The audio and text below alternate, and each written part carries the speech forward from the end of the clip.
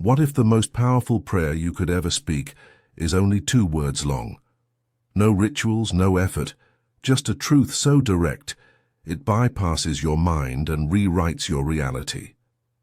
For years, you've tried affirmations, visualizations, techniques, and still felt like something was missing. That's because the answer was never in the doing. It was always in the being.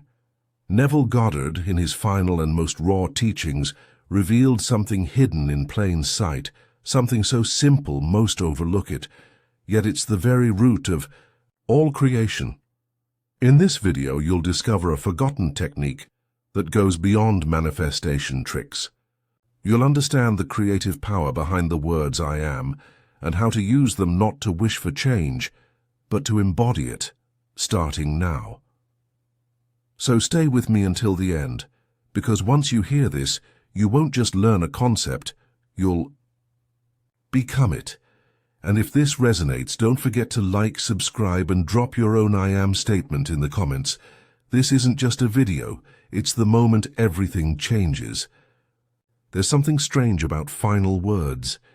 They carry a weight that's hard to define, like the speaker knows the curtain is about to fall and chooses, carefully, what must be said before the silence. That's the energy in Neville Goddard's final lectures. They don't sound like teachings anymore. They sound like confessions from a man who's seen the blueprint of reality and is finally revealing what he once held back. In one of those last talks, God and I are one, Neville said something that stopped even his most devoted followers in their tracks. It wasn't flashy, it wasn't dramatic, but it shattered every cozy idea people held about how reality works.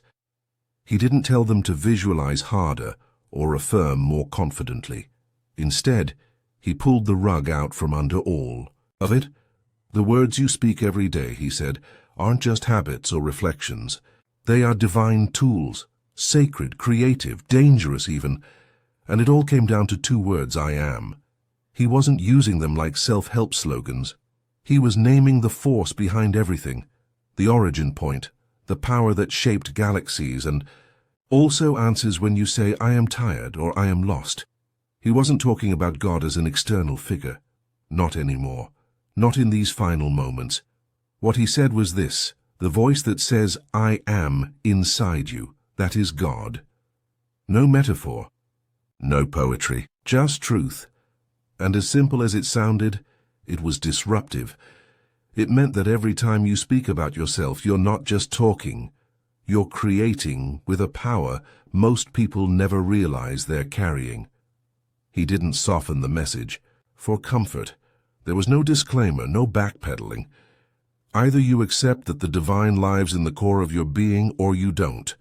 But if you do, your entire world starts to rearrange, not because you're trying to change it, but because you're finally aligned with the one who can.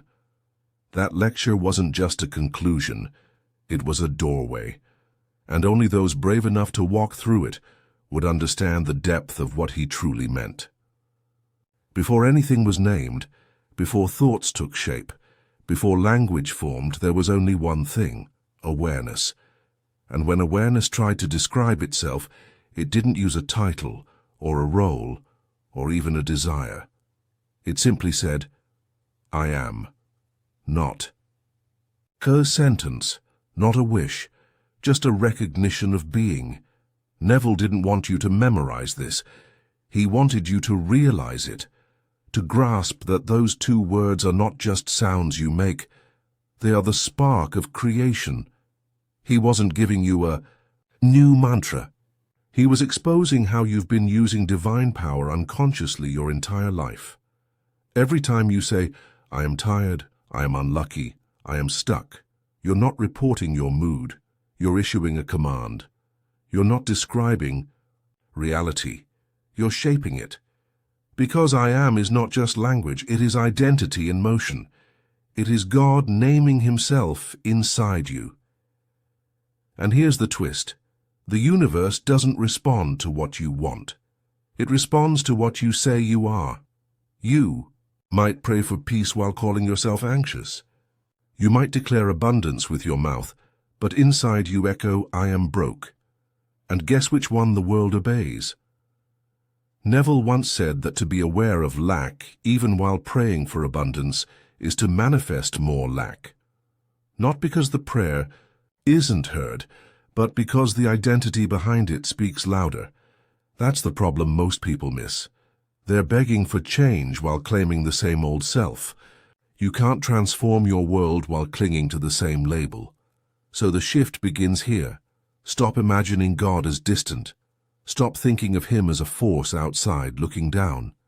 Start understanding that when you say, I am, you are speaking, has the very power that shapes reality. This isn't ego, it's not delusion.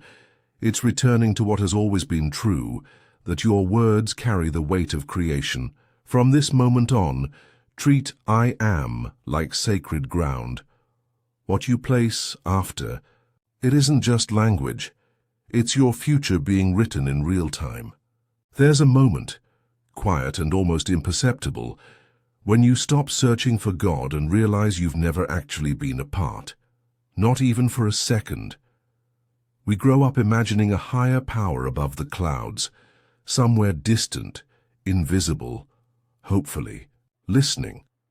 But that idea keeps us stuck in waiting mode, waiting to be noticed, blessed, saved. Neville pulled back the curtain on that illusion. He pointed to a line in Scripture that most read, but few truly hear. Christ in you, the hope of you. Glory, not next to you, not watching over you, in you. That changes everything. It means God is not a goal to reach or a prize to earn. He's not outside watching with crossed arms. He's the very core of your being, the still awareness behind your thoughts, the quiet observer behind your voice. And yet we've built entire lives around the false idea of separation.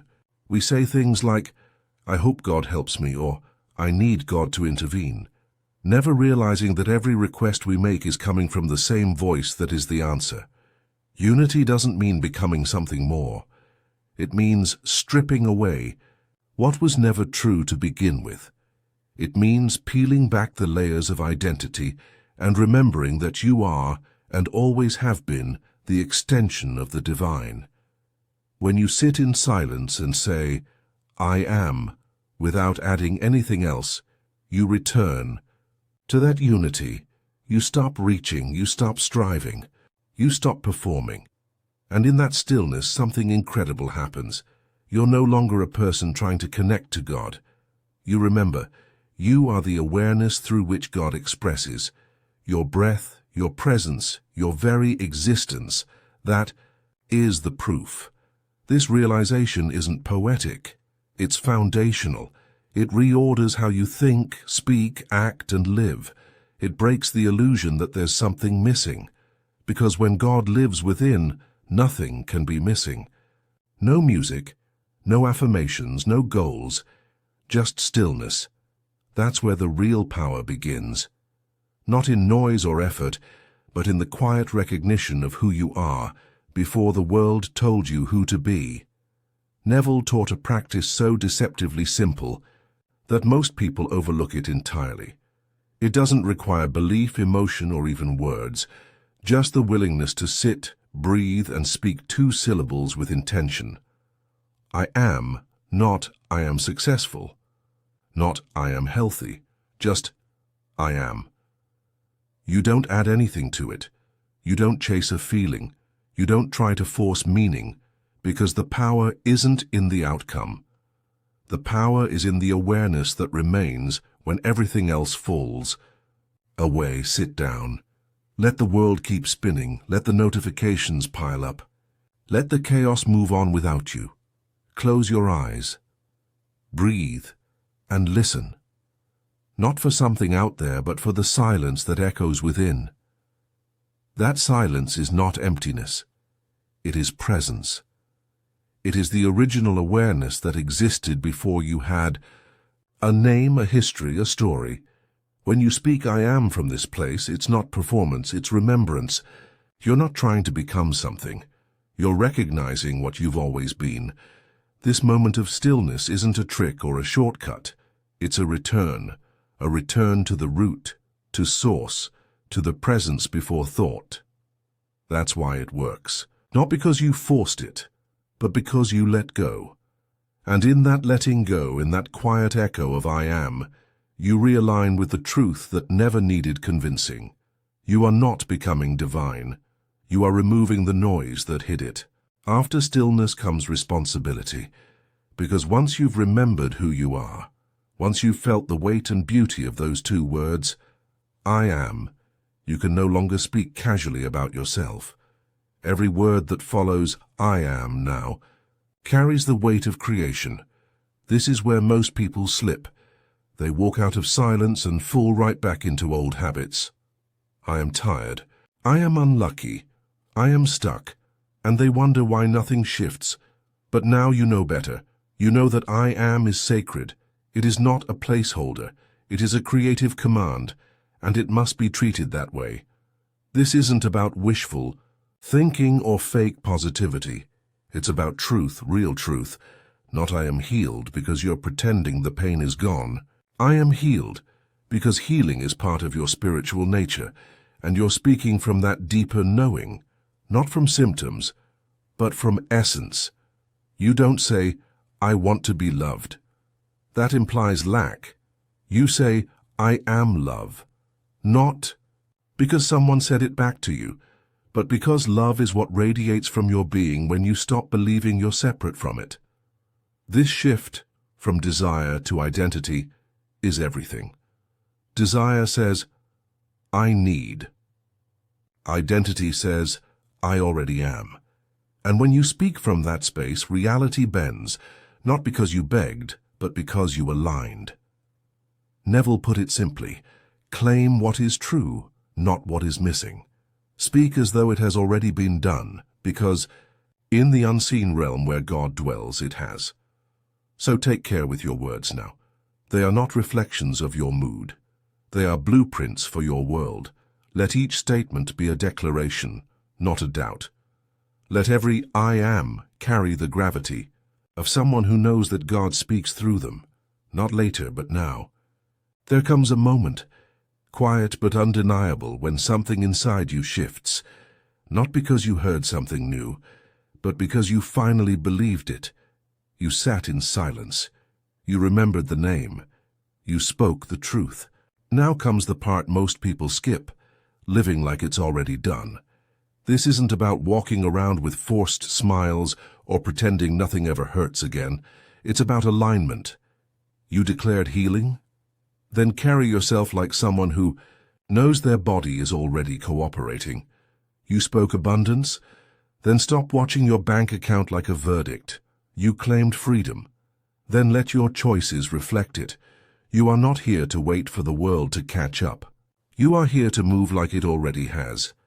Neville once said that God became man so that man could become God. Not in arrogance, not in fantasy, but in embodiment. This means your life, your steps, your breath, your posture, becomes the evidence of unseen truth becoming visible reality. You don't need signs. You are the sign. You don't chase confirmation. You walk with conviction. That's what makes this different from motivation or hype. You're not faking confidence. You're not hoping anymore. You know, and from that knowing, you show up differently. You speak less but with more weight. You listen more, not for answers, but because you trust the silence. You act, not for proof, but because creation is already finished. Now when you say I am, the world listens, not because the words are loud, but because they're true. So go live as if God himself just spoke through you, because he did. And now the word is walking the earth again, as you.